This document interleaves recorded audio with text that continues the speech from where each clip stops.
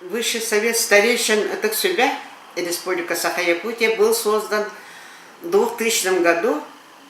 К нам с инициативой создания этого высшего совета выступил первый президент республики Николай Михаил Ефимович.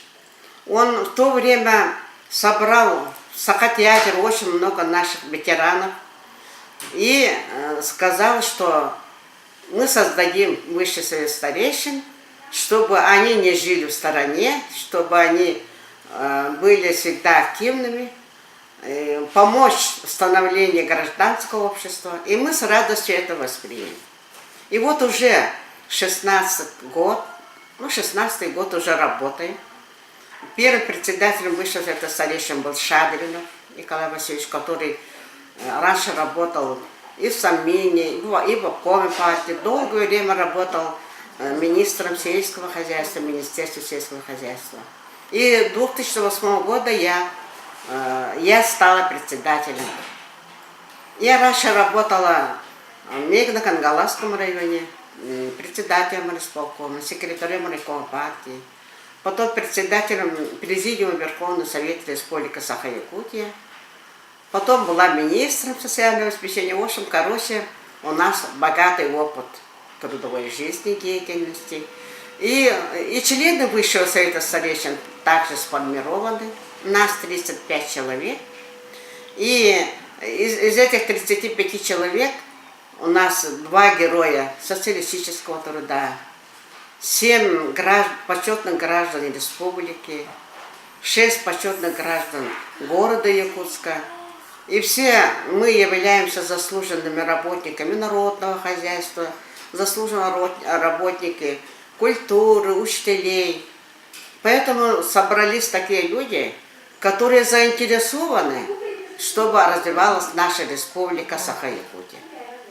Наша цель этой организации – это быть в курсе дела в развитии республики и давать рекомендации нашим руководителям, чтобы наша республика дальше развивалась. Мы только даем рекомендации и работаем на основе положений. У нас устава нет, мы работаем на основе положений. И за эти годы, можно сказать, мы встали на ноги. Мы работаем на общественных началах.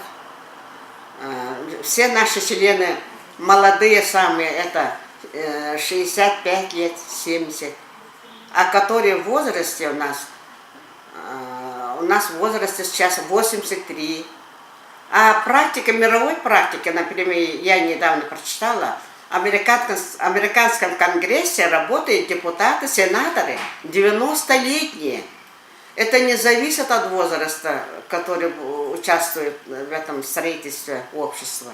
Это зависит от состояния души, от его умственных способностей, потому что мы не хотим быть в стороне. Мы думаем о будущем, заботой о будущем своего поколения. После нас какой молодежь останется? Это здорово нас заботит. А у нас очень такая мудрая пословица якутская есть.